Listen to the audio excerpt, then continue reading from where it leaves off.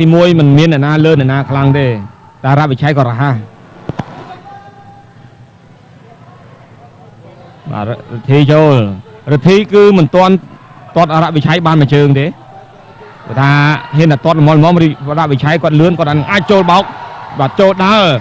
បាទឲ្យតែបដូរសេរីគឺរវិឆ័យត្រៀមហើយចូលបោកមួយសាទៀតបាទក្លេកកតដែរបាទគេថាហុចដង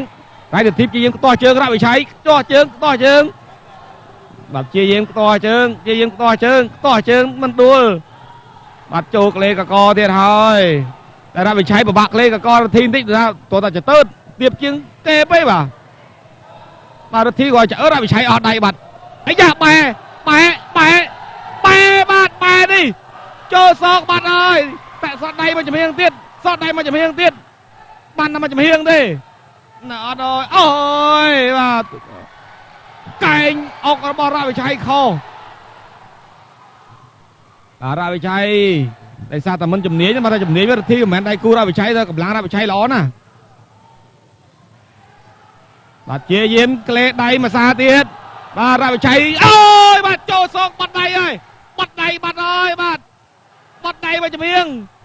តែចូលដើរមុខអូយបាទដំរទ្ធីមកសម្លាញ់អូយបាទកងនៅលើរទ្ធីវិញមិញរទ្ធីក្លេខុសបច្ចេកទេសអត់អីទេឥឡូវរវិឆ័យកំពុងតែសង្កត់នៅពីលើទៀតហើយគៀបជើងមកចំហៀងមិនឲ្យដកជីពីលើទេកែងតិចខបាទគៀបមកចំហៀងត្រៀមរុះកែងសាយថ្មីកែងបត់មួយទៀត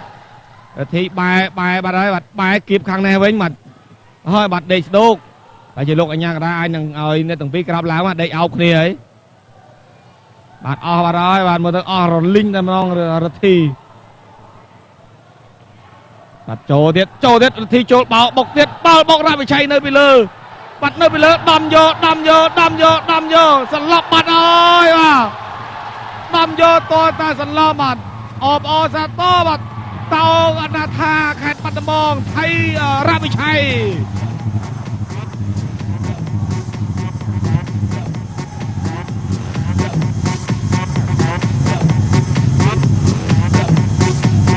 បាទនេះការបោកបុករបស់ថៃរទ្ធីការបោកបុក